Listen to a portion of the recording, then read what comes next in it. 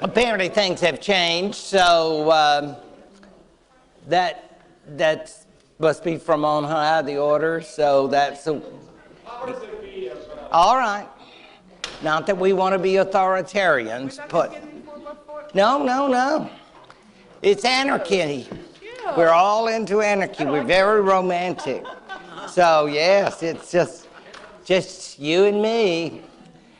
And speaking of anarchy, you might think because of that syllabus that I have anarchistic tendencies, since actually this was not exactly something I've done before. So you might think I'm about to finish the class at the end of the term, but that is not true. It will go on in March and April, and I think there will be, thank you. We may get to the invasion of Poland, and you may think, well, that's that. Oh, no. Diplomacy will go on until 1941. And you can say, boy, he can really stretch out a year. And you can be assured of that. There will be quite a bit on the various developments concerning, of course, Germany and the Soviet Union. And I don't want to call it an affair, but it was something. It was torrid, and then it got ugly, as these things do sometimes, in 1941. Like an invasion? Yeah, that was hurtful. But they had some high points during 1939 and 1940, and they got over it. And we'll go on and talk about some of history's views of the origins of World War II, like the historian A.J.P. Taylor. And we will also talk about a subject that may not be as well known nowadays as it used to be, and that's the subject of Vichy France. Yes, it has fascinated me. Some of you have been to Vichy. No, but I hope to make you want to go, even if you find gambling distasteful, cheap liquor. Yeah. I mean, you can just walk around and watch the other people participate in this life of Babylon, and you go on your way. But Vichy will always be associated, I'm afraid, with the French who supported Hitler. I can remember going there and actually making the mistake. I saw a group of obvious retirees maybe playing games, and so I was the, perky little graduate student, and I said, hi, y'all, did you actually know Marshal Pétain? Were you all around? They said, in other words, it wasn't a good situation, okay? It's like the ugly American who asks too many questions. None of your business. It may have been 20 or 30 years, but it is not a subject I think the French maybe still are somewhat reluctant to talk about. Okay, but at this point, we are going straight on to the subject of that famous, what I call the Night of the Opera. Mussolini actually, I guess defying the stereotype, really didn't like opera. But I guess having English guests, he thought that's what he should do with them. So Chamberlain and his foreign minister, as you see, Lord Halifax, were subjected to an evening, and it's not like going to the movies. I mean, this is long. And I'm not sure there was an English libretto either. You listen to it and Traviata, whatever it was, and have to put up with Mussolini and Count Chano, the son-in-law. And I think Chamberlain and Lord Halifax more than earned their way. I might note that this was an uncomfortable situation anyway. The fact that Lord Halifax was there, because Lord Halifax had just become foreign minister. As happens in government, people come and go from various positions. In this case, the foreign minister had been someone whose name will be well known to some of you from perhaps childhood memories. I'm thinking of Sir Anthony Eden, the Earl of Avon. To me, one of the interesting people that I recall who was the British leader at a difficult time, which cut short his role. In any event, he had been Chamberlain's foreign minister.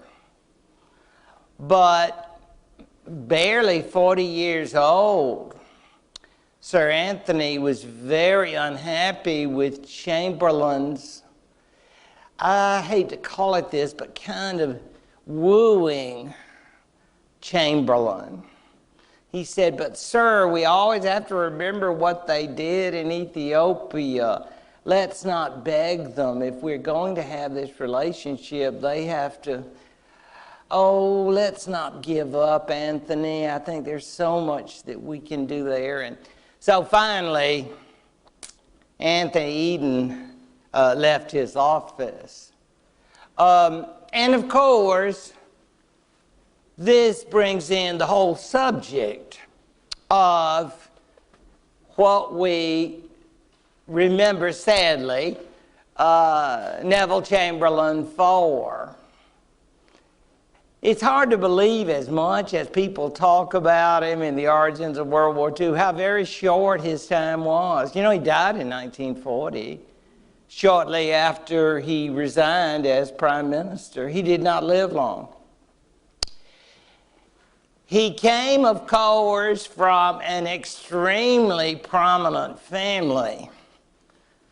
I don't need to mention to any of you who have heard me speak of Sir Austen Chamberlain, which I know, Nobel Prize winner. It's a time for excitement. Yeah, that was his older brother. That was his older brother. Remember the little eyeglass, little thing in the ear?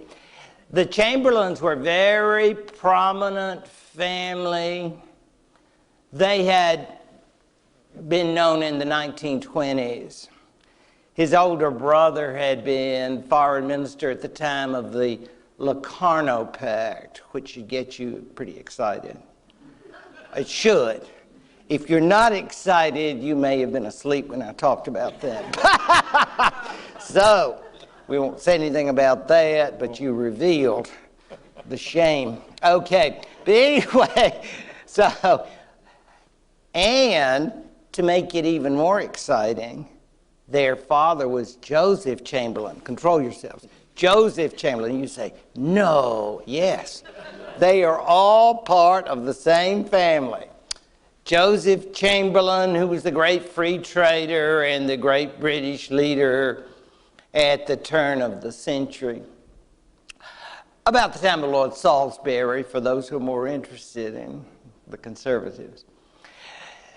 Chamberlain, our Chamberlain, Neville Chamberlain, was 69 or 70 when he was Prime Minister. So, of course, it was the greatest moment of his career.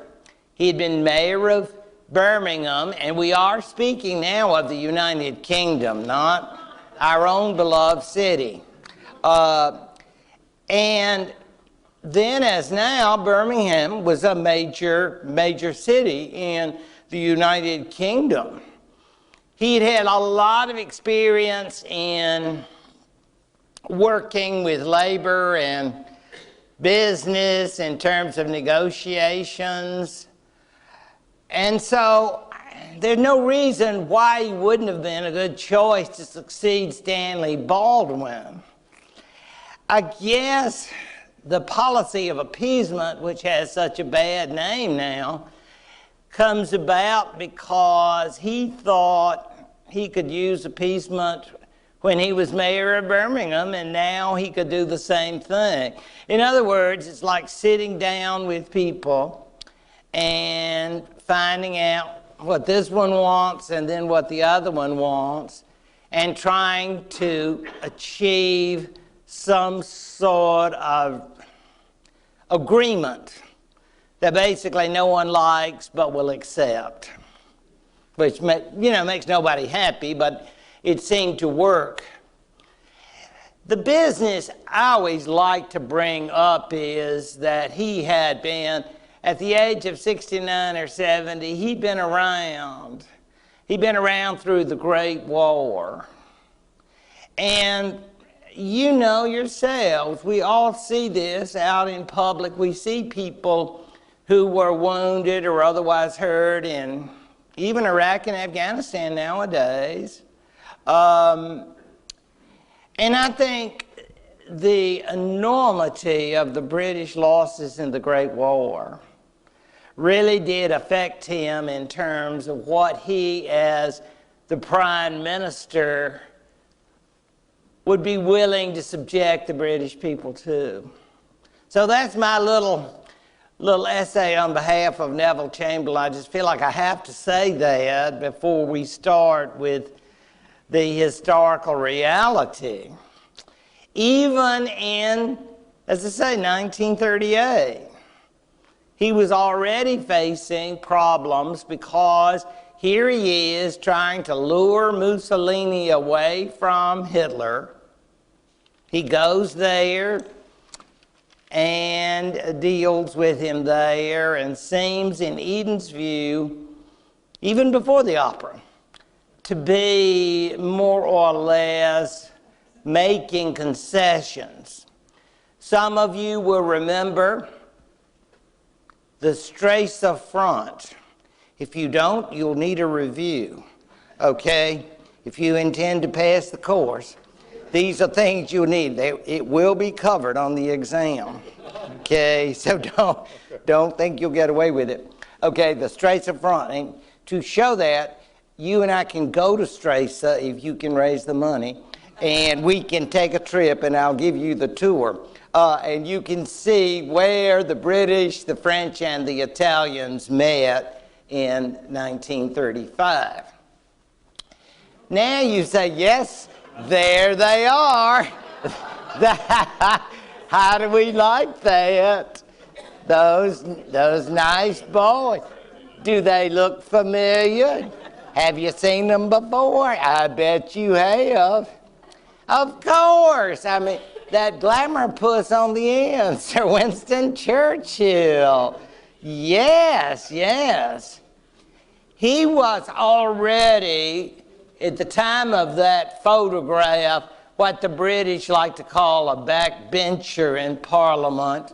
He was a member of the party of Neville Chamberlain, but he did not agree with his policies and would love to tell folks whether they want to hear it or not. So he was probably in his early 60s when this photograph was made, I'll say, because as some of you know, he became Prime Minister at the age of 65. So I was used to tell the students, don't give up if you don't do that well in your career. You got a long time. Remember Winston Churchill, there's always hope. So he was very close to Anthony Eden, and I'm sure he encouraged Eden's resignation from Chamberlain's cabinet.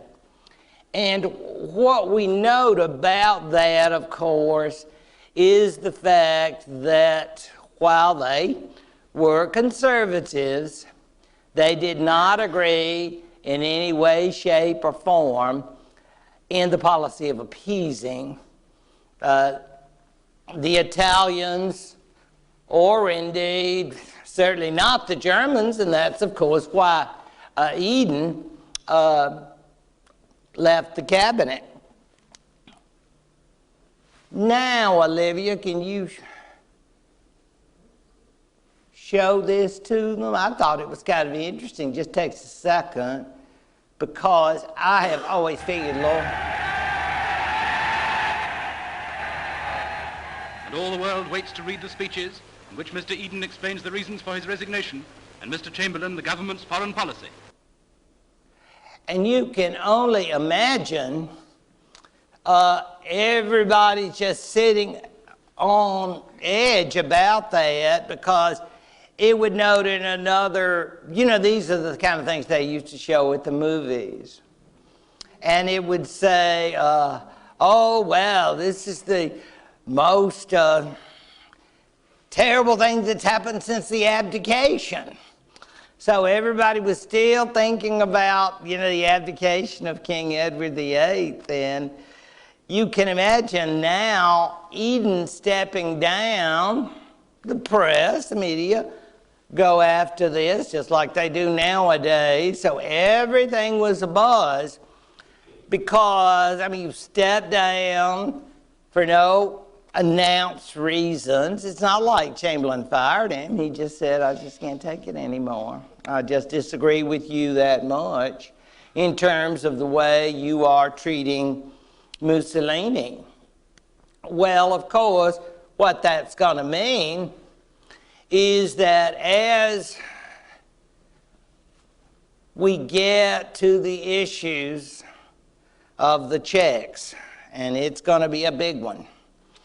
In fact, it will take most of our time now. We will be consumed with Czechoslovakia. And yes, I see my typo. But let me note that Czechoslovakia was a relatively new country. It had been, as many of you know, a great dream of some political planners of the Czech persuasion. And so having the approval of especially the French and perhaps some Poles at the Paris Peace Conference, the creation of this interesting nation came about. It would be said that it was the only surviving democracy in the region, you know, between Germany and Russia, between World War I and World War II. It had, as you see, an interesting combination of territories that had once been part, for many of us, of that beloved Austro-Hungarian Empire. There was a lot of Austro-Hungarian Empire, as you recall.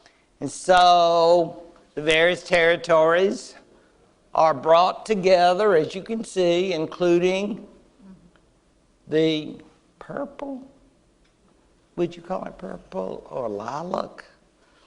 But you, okay, purple, thank you. And that, of course, is an area of great importance to us.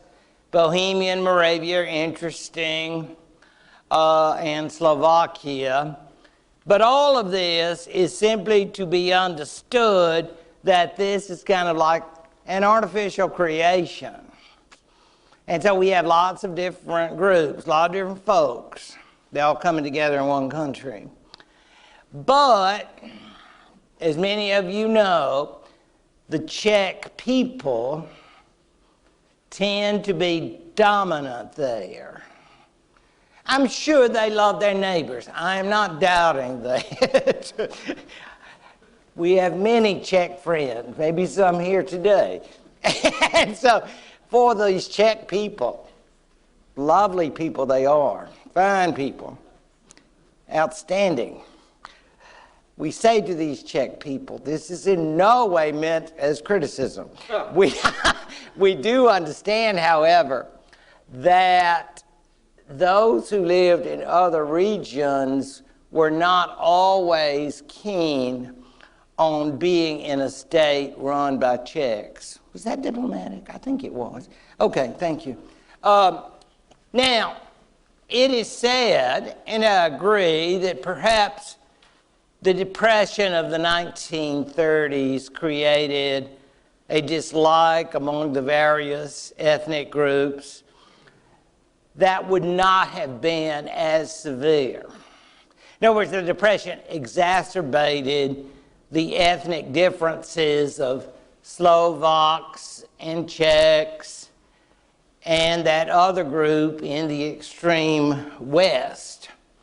And that, of course, is the group that you see. And look how interesting that area is. And look over in the red, y'all. You will see the word, starts with a T, Teschen. And you say, wow, I would love to go there. Now that trip you can take by yourself. Okay. I have no, I'll send me a card. I can do without that. Yeah, Stresa, I'm with you, okay? But I'll pack my bag, but Teschen, not so much. But anyway, it's going to be important, and it shows us that clearly, in addition to having Slovaks, Czechs, Germans, Moravians, and Poles. How about some Hungarians for this stew? I mean, really, it is very interesting the way that all these different people are pulled in. And you say, well, was everybody excited? Did they go to a big Czechoslovak pep rally and everything? Big C goes. No, I mean, it's just like they pulled together. You're going to like this. This is going to be great. I'm not so sure as we get into the 1930s if they thought this was so good. And believe me, there's plenty of propaganda there to ensure you think you like it. I don't think you like it. I want to show you there's a better way. So, Czechoslovakia will be in trouble. If you are between the Soviets and the Germans, I don't know what to tell you to do. Yeah, pray a lot. Say, Lord, help me out of this. I've got trouble. And they did. The Czechs basically thought that having neighbors who are Germans, well, I guess they thought, you know, as we sometimes do when we have an enemy, we say, well, we reach out and maybe say, I'm glad to see you, howdy neighbor, you know, that kind of thing. But when those kinds of things weren't working, because I'm not thinking that even in the days of the Weimar Republic before Hitler, that the Germans were all over Good Neighbor Day or Better Relations Day or one of those things. I think Weimar Republic or Third Reich, you got on the to-do list. If you're in Germany, you know, wipe out Czechoslovakia. It's a little old nuisance. So, what are the Czechs going to do? Well, I'll tell you one thing they're going to do. They're going to love that League of Nations. Yeah, they're going to have permanent, oh my Lord, huge bureaucracy there in Geneva. So everything comes up that deals with Central Europe or the issues of security. They're going to say, we're for security. We love security. Pro-security. We don't have a problem with you, Germany, but we have a special friendship with the French. And with the Soviets, no, that isn't our choice of government. Yeah. We've read Marx and Lenin. They have some great writings, yeah. But not our cup of tea. But we respect y'all. Can we be friends? So that essentially will be it. They will develop a Czech-French relationship. The French don't like the Germans, right? No. And so the Czechs are concerned about Germany. And the same will be true of the Soviet Union. It is a strange business, but this whole idea of setting up these kinds of circle of relationships, and of course hanging out with everybody in Geneva, you know, and saying, gosh, I missed you. I'm so glad you got back from Prague, I see. I'm really glad. Let's just talk about international peace and friendship, you know, that kind of thing. But there were lots of issues. Among them the fact that, I have to say this, whether it is Stanley Baldwin or whether it is Neville Chamberlain, the British were not exactly knocking themselves out over Czechoslovakia.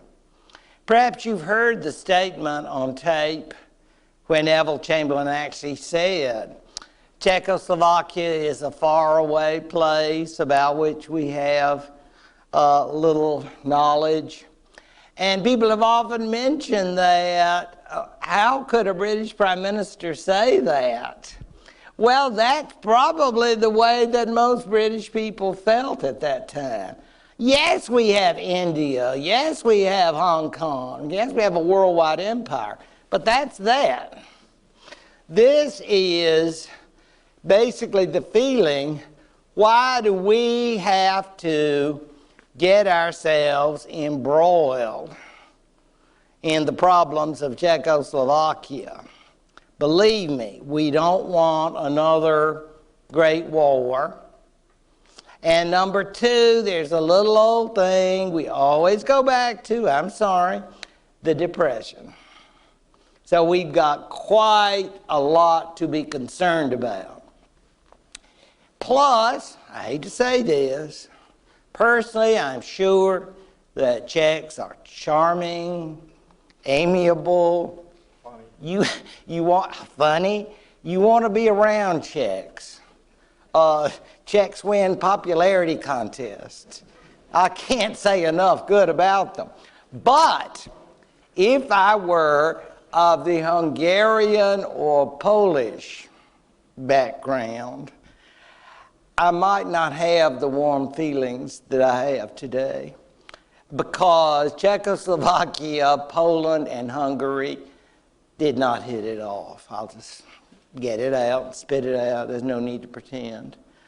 I could spin a tale of love and caring, but it wasn't there. And part of it, of course, is because Hungary lost a lot of land, more people, to Czechoslovakia thanks to the Great War. Poland, well, we all know about the Poles, great people. But they felt that Czechoslovakia had taken away land that should have been Polish. And you say, well, I know we have differences, but can't we still be friends? No, we hate you, okay? So it's hard. And it's bad because you can't move, because you say, yeah, I'll just get another lease. I'll move to another apartment because I can't bear to be near you. I mean, you're there. So the best way is to find somebody to be friends with. That is, if you are running Czechoslovakia. And at the same time, they call those meetings in Geneva at the League of Nations, and you're the first one there. As Benesh spent a Prague to Geneva special. He was right there. Absolutely. Absolutely. The idea then is for Czechoslovakia, it will be a very, very difficult situation. But it's going to be much worse. This I found very interesting because the areas that are burgundy or red are the areas that we all know about, known as the Sudetenland. They were overwhelmingly German in population. They had never been part of Germany. They were part of the Austro-Hungarian Empire. But without anybody saying, yes, I want to be part of Czechoslovakia, no, I would rather not. They weren't exactly given an option on that one. But you see where most of them were. They are German ethnics, to be sure. And you can see the areas that the burgundy, and again, I'm hoping you can help me with my colors. The burgundy, can I do that? Okay. Okay. And that would be areas that are fairly overwhelmingly ethnic German. The reds would be largely, but not exclusively, German. And then by the time you get to pink and white, of course, it's a less significant German ethnicity. The point being that most of these areas, as you can see, are in the West, some not so. But what makes this so difficult, of course, is problems that every society faces, but are exacerbated in the 1930s. The difference is because the Germans claim to be discriminated against in terms of jobs and other aspects of the Czechoslovak economy. And so they demand changes. I don't know if this could have worked had it not been for Hitler and the Nazis. You know, you often think, was there some way that this situation could ever have worked out? It's hard for me to imagine that this very significant German minority could have learned to love Czechoslovakia, could have learned to say, gosh, I'm really happy to live here and be part of the Czech world, and you Czechs are something else. You're special people. I just find that really, really hard to imagine. I've never heard of any futurists saying, oh yes, that was going to come if it just been another year or two. I don't think so. They were a very significant minority, and they felt, rightly or wrongly, that they were getting, as we say, the short end of the stick. And then you have the Nazi Party, a special division there to keep them stirred up, to keep them agitated against the Czech government and against any aspect that they felt intruded on their Germanness, shall we call it, the language, the customs, all of the above. And you can think, I mean, oh, well, we go to Geneva and we try to have Better Relations Day, and the countries are getting on, and maybe under Stresemann, maybe he would take Benesh out to lunch and for a little Wiener Schnitzel and say, you know, I'm sure we find a way to get it out. But sometimes people say things that aren't sincere. I hate to say that. I don't want to say that, but it happens.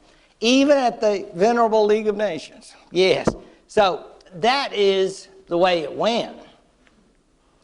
Now, the problem of Czechoslovakia, or the problem of Third Reich Germany with the Sudetenland worsened constantly. This is something that more or less was not going to end well. The problem had been going on throughout the Hitlerian years, but of course until he cleared away Austria, he wasn't ready to work on this, so to speak. But now he was. He was ready, and he had a whole agency of Sudetenlanders who were in charge of this operation, shall we call it, Nazis, who were there to agitate against the Czechoslovak government and to ensure that the Beneš regime was as miserable as it could be. It was such that finally, and this was very late 30s, mid to late 30s, 1938, where we are, Chamberlain finally had to act. In other words, he had to do something to show that he was concerned. Beneš had asked him. People in the Sudetenland had asked him. So he sent the man who is on your left, Lord Runciman. Now, some of you who are in history will hear the name Runciman and you will become excited, shall we say, by the thought of the 4-volume history of the Crusades. I know, it does it to me too. That was his son, Stephen Runciman.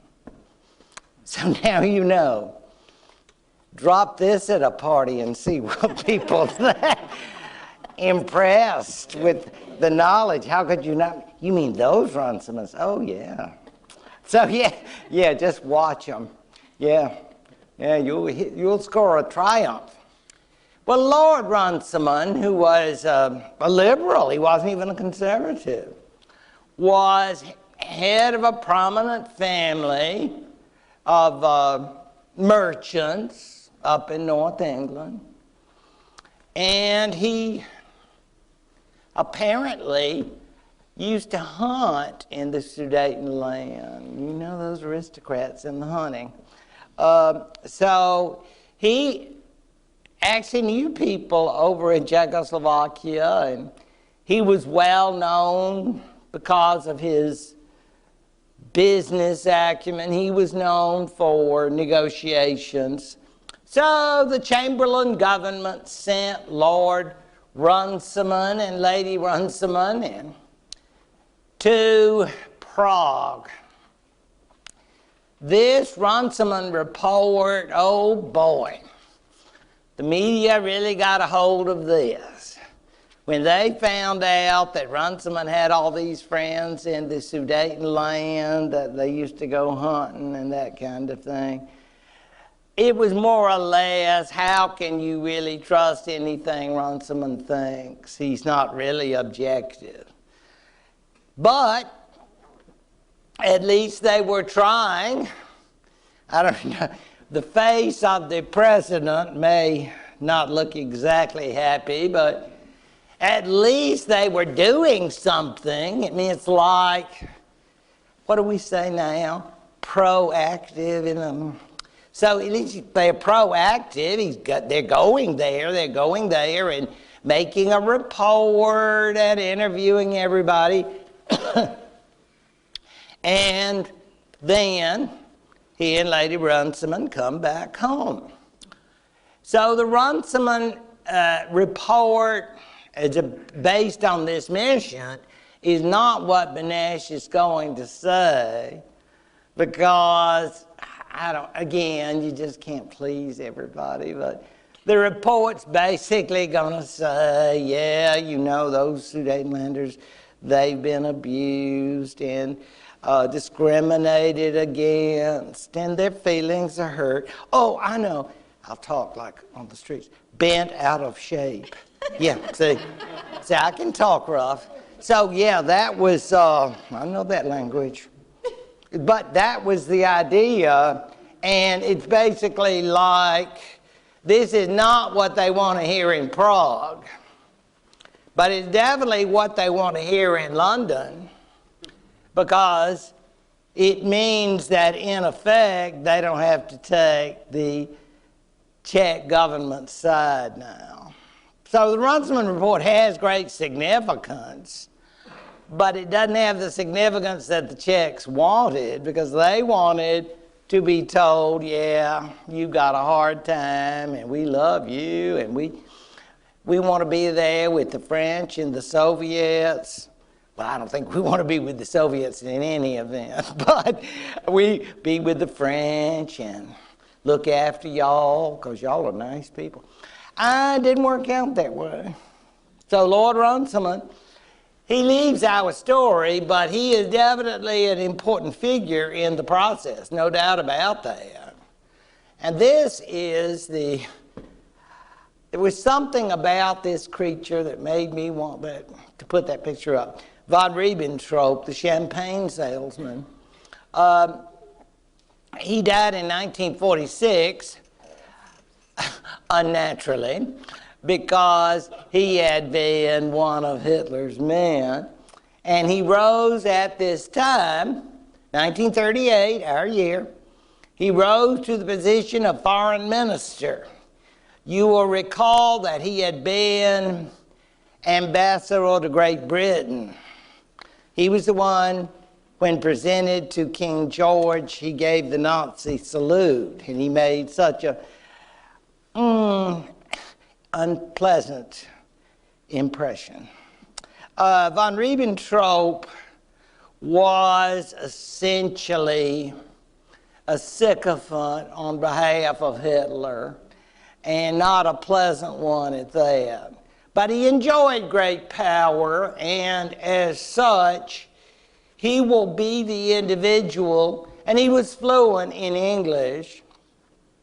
So clearly, and as a champagne salesman, he had a lot of international experience, and he had been around, and doesn't mean people like him, it just means he'd been around, and he had a lot of previous diplomatic experience. Doesn't mean he's not a bully or a dislikable person, because he was. But this is the individual that Hitler chose to represent him. And who was representing Chamberlain? Sir Neville Henderson. Notice the difference in spellings. Sir Neville Henderson. Now, I have a special offer for you. I know you'll get excited. I don't know if I have enough copies for everybody. But you could read over the weekend my own copy of Neville Henderson's memoirs. Yeah, I know, control yourself. You could do this. It's called The Failure of a Mission. Don't all run out and try to get a copy. You won't succeed. I know. I worked very hard to get this. Poring over the pages. He was ambassador to Argentina before he made it to Berlin. So he had an interesting career. He was something of an international playboy. And he was recommended for the job because they said, he does real well with dictators. You know, some people don't do well in that atmosphere, and they'd say, oh, why don't you have elections?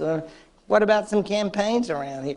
Well, we don't do that here. And then they start fussing and making a scene.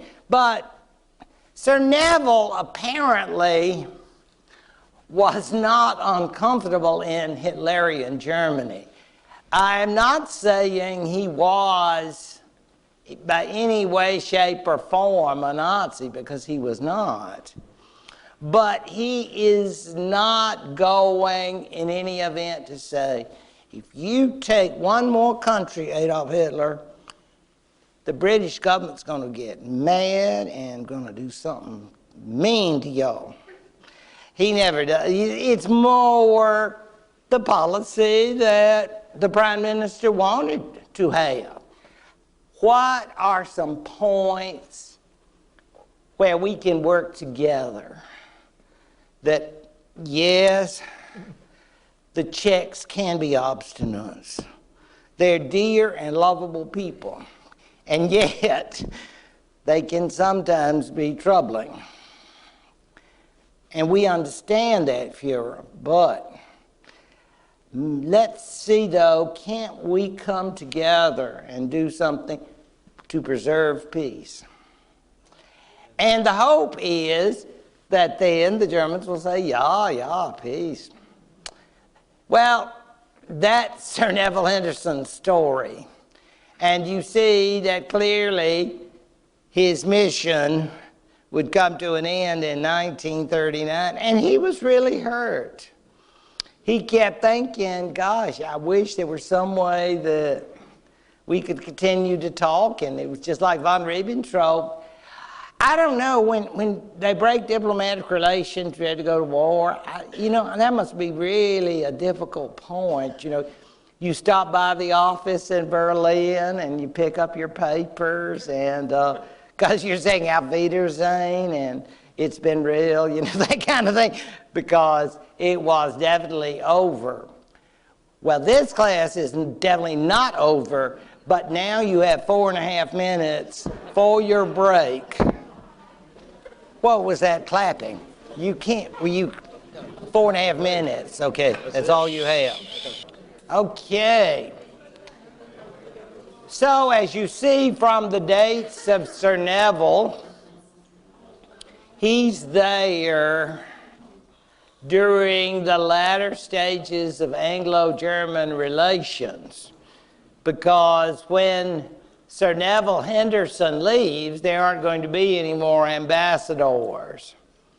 And that's why the title of the book, a book that you could have access to if you know the right people and you are very, very diplomatic, okay? And it is exciting. Don't they call these a page turner or something like that? Yeah, I'll just say this, you really gotta love German, British diplomatic history, and this will be totally titillating. But otherwise, just give it up and I'll tell you about it, okay, or get the comic book. I think that'll cover all the points, because Sir Neville, who will live a few more years, of course, will not be going on to another diplomatic force. You can understand that when you are British ambassador to Nazi Germany, you have not exactly going to get the Employee of the Year award from the British Foreign Office, because people like Churchill and Anthony Eden thought he was an idiot and a loser, to be ugly about it. But again, since I thought he was an interesting figure in these tragic events. Now, you see Sir Neville in action, and you see he is lunching or dining with other VIPs, von Ribbentrop for one, and of course there is Hitler not looking happy. And I'm thinking, you know, between courses, he must just be ranting and raving about the Sudetenland, because that is what brought these two men, Chamberlain and Hitler, together. It was, in essence, that Hitler was not going to move himself on the issue. He was just going to rant and rave until, fearing that war between Germany and Czechoslovakia was imminent, Chamberlain made the bold, some would say rash move to actually go to Germany, which in many ways broke all the conventions, all of the usual ways that people went about diplomatic activity, because this is the head of the British government, and he is going in person. And surprising to some, he went 3 times. He went 3 times, and the first time they met in Hitler's famous Berchtesgaden. And the second time, according to Chamberlain, Hitler wanted to show his British guest that he wanted to give him a means of not having to travel so far. So they met in the Rhineland, a very unsatisfactory meeting. But again, those meetings were always about what can be done about the Sudetenland. Not interested in the rest of Czechoslovakia, but Adolf Hitler will not tolerate the abuse of the German people.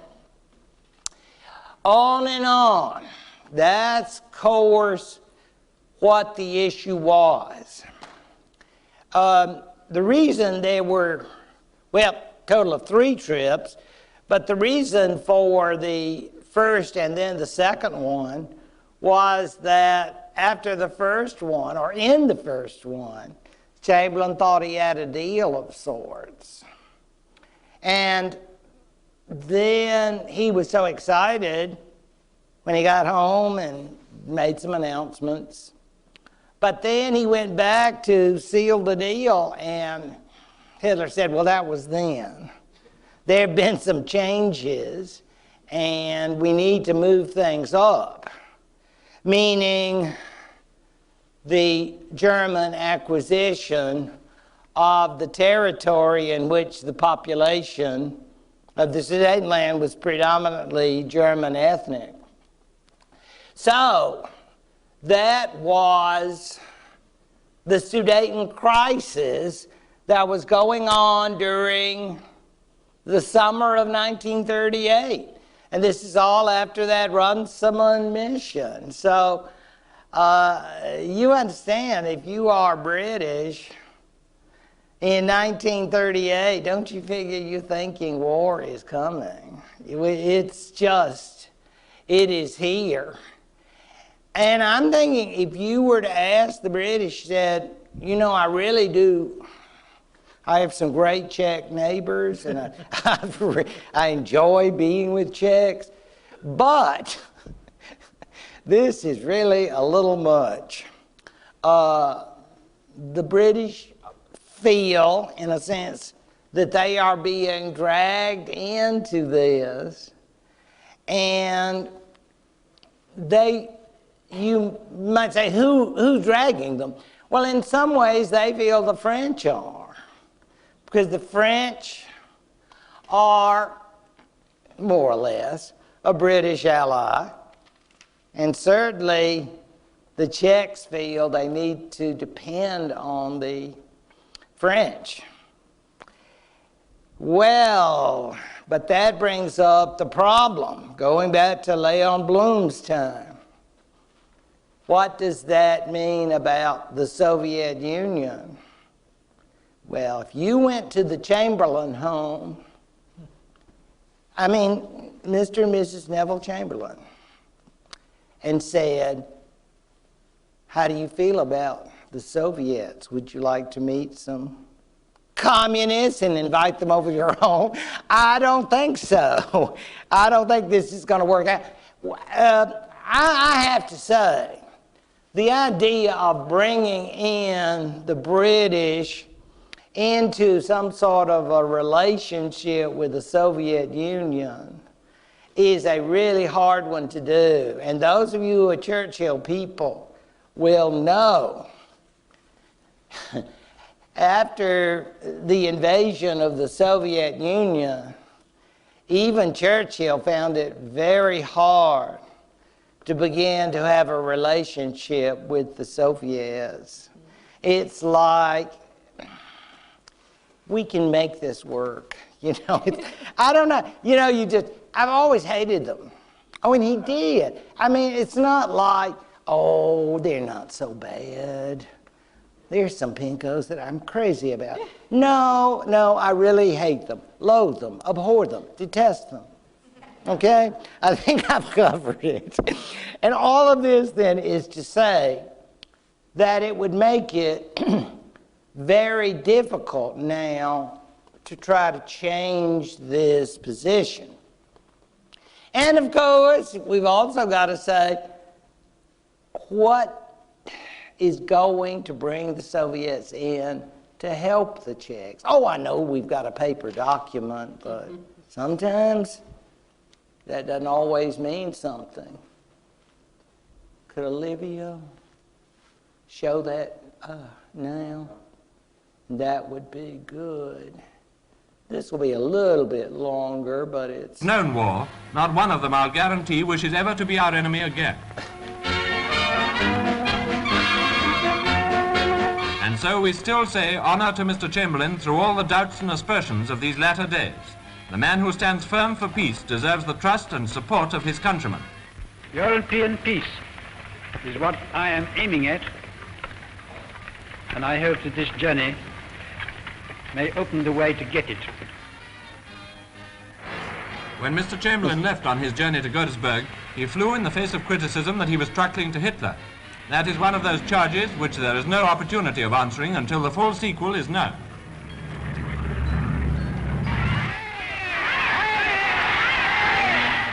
We do know, however, that the Germans themselves have acquired a healthy respect for our Prime Minister. Hitler, of course, is the idol of his country. He it is who has restored Germany's power and pride. But in millions of German hearts, Mr. Chamberlain represents the man who wants to preserve peace. And not all the propaganda in the world can disguise that fact. When he lands at Cologne, he is received as a friend by the German people. Hitler, we have seen, has preceded him to Gettysburg. Now Mr. Chamberlain travels the modern motor road through lovely Rhineland, the same little Rhenish town. Herr von Ribbentrop conducts him to the Petersburg Hotel where he is to stay, and presently he joins Herr Hitler on the other side of the river at the Dresden. For what happened in their 3 hours' conversation, we have to await Mr. Chamberlain's account to Parliament.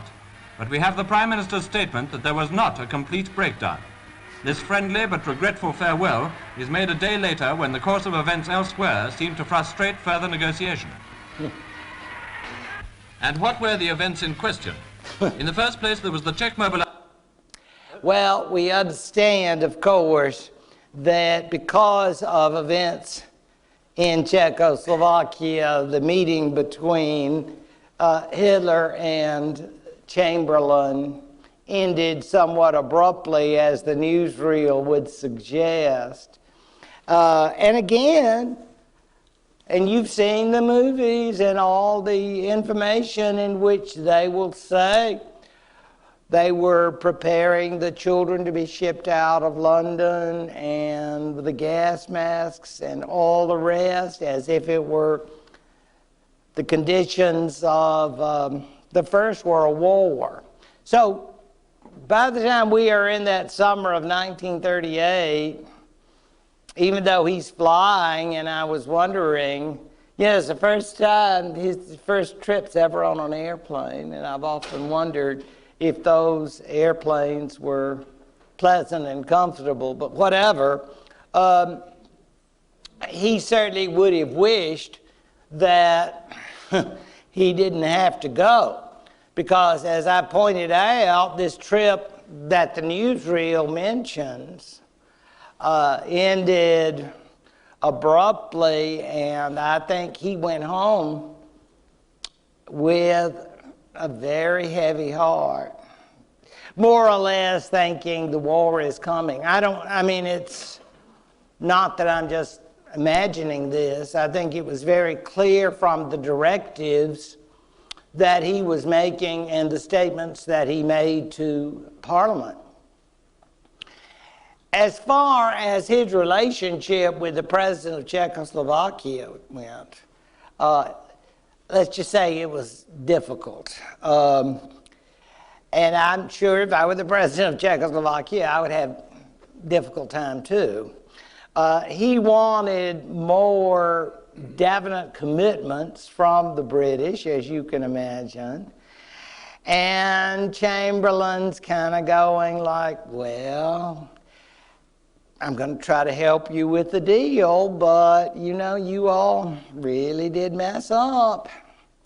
And this whole Sudetenland thing is really your fault. And so that probably doesn't help a great deal. But whatever the case, just as Chamberlain feels there is nothing going on, and I believe that you can actually see this excerpt from Parliament. Chamberlain is speaking to the House of Commons, and he's handed a memo from a page, and he learns that Il Duce, of all people, has intervened to ask Hitler to reconsider. As a result, the infamous Munich conference will take place, and that's the truth. Mussolini is responsible in some ways for the Munich conference. Some have said, do you think maybe that Hitler set Mussolini up to do it? Maybe so, but my sense sometimes is that Hitler really wanted a war, and they sort of snatch it away from him. And so when they say, oh, we can have a conference and settle this, he says, oh, okay. But, you know, he was ready to get started with his military campaigns. And for whatever reason, probably because, don't you think Mussolini's feelings get hurt a lot? Because, you know, sometimes it's hard to be number two. I mean, and you know, maybe every morning he got up and think, I'm Il Duce, I'm super bad. And, you know, but, you know, in the real world, he had to realize that he would always, they call it the Berlin-Rome axis, but we know we're not equals. And it hurts a lot. And so now I'm calling the conference. Where are we going to have it? Munich, Germany. But still, I called it. So I'm hot. I'm big. I'm important. They called it, and of course, it is now, as I have it here, infamous. I think that's not an incorrect term for it. And again, in terms of my most idiotic things done in Europe, yes, I went to the hotel in Munich, and I asked the person in charge if I could see the room where the negotiations were. Yeah, not good. Again, another blow against good German-American relations, but that is not not something. He said, oh, sure, we've got this. This is the appeasement memorial suite. Would you like to see? Oh, yeah. They go, what are you talking about? You Yanks, get out of here. You know, it's like, that hotel, though, was very famous for being the site of that meeting. And of course, it was very brief, really a day meeting. And this picture is just worth 1,000. When you look at it, the leader, the French leader, is named Daladier, and you see, he looks to me like, couldn't I be anywhere else right now? I don't want to be here. Because he didn't like anything about this. The British basically said, now you got to come. You know, you're the big Czech buddy. So you got to be here. He said, oh, okay. Oui. I'll come. I'll come. And, you know, he wrote later that he thought he was going to be stoned and beaten when he got back to Paris, but in fact, he managed, and there is Neville Chamberlain. I know he was exhausted, 70 years old, just worn out from these negotiations over the Sudetenland. Now, I know what's on your mind. Where are all the Czechs? Well, they're in another hotel room because they didn't get invited. It was hurtful, but not surprising that the Germans were not willing to sit down and negotiate with the Czechs because they felt like we spent a lot of time with them, we don't want to talk to them anymore. Here's the deal. We get a settlement, or we all leave. No Czechs. And then you say, but I want some communists. Could we hang out with some Reds? No. No Soviets. Thank you very much. We don't even allow the Communist Party in Germany. Do you know that? Hitler had gotten rid of that. Could be hazardous to your health. So, I mean, no communism, socialist, any of that. We got one political party. It's called Nazi. But you don't need anything else. So there were none of that. So you have the big four, and you're thinking, what is the bald one at the end? What do you think he is thinking? Well, I think Il Duce was saying, gosh, it's great to be a polyglot. I'm so glad I know. Yeah. Oh, I know English, I know German, I know French. It's the gift that I have. And all these people look to me. They need me. Ya, Benito. Yeah, I mean, it's, but other than that, you say, what's he doing there? Well, I guess it's a free room, free, some nice dinners. Although I would rather pay than have to hang out with that crowd. But, and you come there from Rome to Munich, and then back you go and feel very significant. Now, once that is done, and we know it is one of the most infamous meetings and decisions that has ever been made at a conference, but we also know that in many ways it takes a little time to make because the Fuhrer had already decided what he wanted. Basically, German troops occupying German-speaking parts of the Sudetenland. Then there's nothing more to talk about with that. It's just a matter of when our troops get there and they set up our installations and you move yours out, losers. So that's the way. I mean, questions? I didn't think so. So you can go tell your loser friends in the other hotel what we said, because that's the way it's going to be. Glad that y'all came to Munich.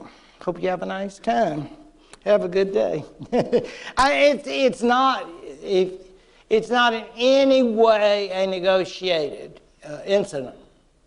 So, I want everyone to understand Mussolini is happy because we always like to be a leader and everybody looks up to us, and it's like they invite, well, it was my idea. We came together and I speak all these languages. I'm a polyglot. And so, and Chamberlain desperately wanted me to be his buddy, and I rejected him because I have my steady. I've got my Hitler, and Hitler has me, because they've got that axis going. So, Chamberlain, we all know, along with Daladier, basically, they have what they came for, I suppose, because no one is sure of the objective. I mean, they have preserved peace, presumably. There's not going to be a war over the Sudetenland. And now you can go back to Paris and London, respectively. Daladier thinking there would be mobs wanting to stone him and boo him. He sold out the checks. And so he hates you. Instead, they were cheering there at the Paris airport, as they were, of course, in London for Neville Chamberlain. The lack of Czech and Soviet representatives is simply a sign that Hitler had nothing to say to either group. This was a big power decision, and you might wonder, well, maybe we can just take all of this to Geneva. Get over that. We're not doing Geneva anymore. Remember, Italy and Germany aren't even members now. Yeah, the League of Nations on life support. It is on the way out. Now, this is the famous September 30th, 1938, the famous Anglo-German Declaration. And I've seen this portrayed in so many movies and seen this so often in terms of his getting off the airport and speaking at the press conference and pulling this out of his pocket. If you have very good vision, you can see that it was a statement that presumably Chamberlain's advisors, secretaries had composed for him, or maybe Mr. Chamberlain did, basically saying, well, now, in addition to our naval agreement, we now have another understanding, and we're looking forward to great days ahead for Great Britain and Germany. You see Hitler, and you see Mr. Chamberlain. And apparently he just brought it out and said, I wonder if you would sign this. And I suppose Hitler just said, yeah.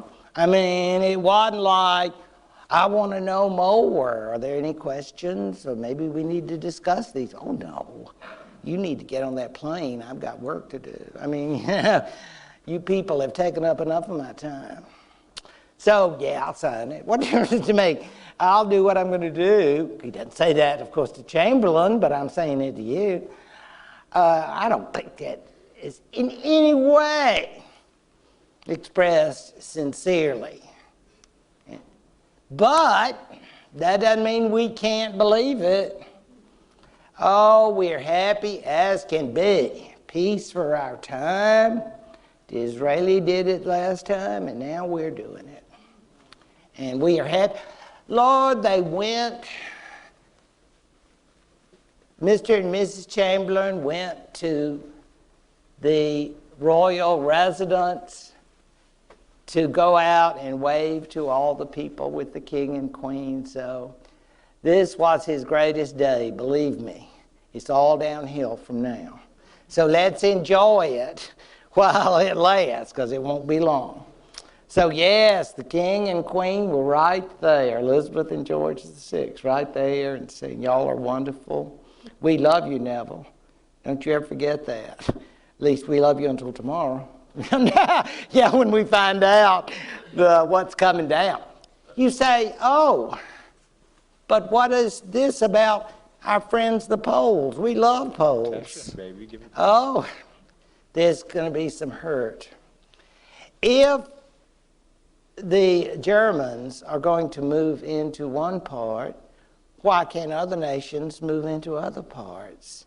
In other words, the feast of Czechoslovakia is now going to begin.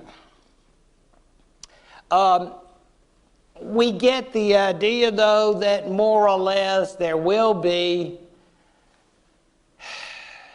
the illusion of peace, if you want to call it that, the hope for peace, the signs during maybe the first few days of October. You can live and sort of like, because of course the Germans are going to move into this territory. Benesh is going to have some things to say. Oh darn, oh gee, gosh. He's also going to prepare his letter of resignation. No surprise there. His whole government is falling apart. As now the dream of Czechoslovakia is beginning to collapse, just beginning. It's an ongoing story. But I think it's safe to say that he is out of a job, this leader of Czechoslovakia. And guess where he'll go? Yes, London. And he will be there until the end of the war and returns to help rebuild Czechoslovakia after the war. He'll die in 1948.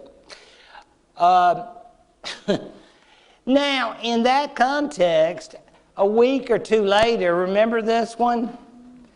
Bonnet and Ribbentrop, and you can say, I never knew I cared. Well, what you say is a French leader going to sign a declaration, a warm relationship with the Germans. What do you got to lose? They've already taken over the Sudetenland, and so now they say, you know, we never realized how much we really care about you.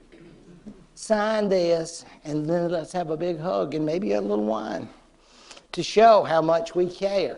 Well, this is October 1938, and we're only months from World War II. So I guess the stationery and ink weren't too expensive, because I can assure you that this was a wasted trip. Well, we will be on then to the story as we see the dismemberment of Czechoslovakia is coming, and as Czechoslovakia is losing the Sudetenland, there's some other hungry people. I think they're called Poles. And then Hungarians, yes, and they will go crying to Hitler and say, could we have some too? Could we have some? And they will get it. These are ironically called the Vienna Awards. Have you ever been to Belvedere Palace in Vienna? It's really beautiful. There, these two creatures, Ribbentrop and Chano, received delegates from Hungary, Czechoslovakia, and Poland and say, well, we've heard all the evidence, and now we think this should go to Hungary. Czechs, you got a problem with it? I didn't think so. Okay, hey, Poles. And you'd say, oh, I bet the Poles are going to say, we're not taking anything from our Czech brothers. Heck no, we love our Czech friends. Yeah. Well, they got over it. Yeah, and see, Tashin? That's the aquamarine. And you see that little territory there? I think it's aquamarine. Okay, lime green. Okay, more lime, I'm sorry. Okay. that limeish area, you say, who could want that? Well, I can tell you the Czechs and the Poles lusted after it. They dreamt of Teschen at night. Mr. Lloyd George never did understand where it was exactly. He used to say in Parliament, I don't understand why they're so excited about it. But you gotta be a Pole or a Czech. It was a very important industrial area. So, the Hungarians have some, the Poles have some, and more humiliation will come to Czechoslovakia in 1939, and we will see that in our last 2 weeks of the term. Thank you all very much. Appreciate it.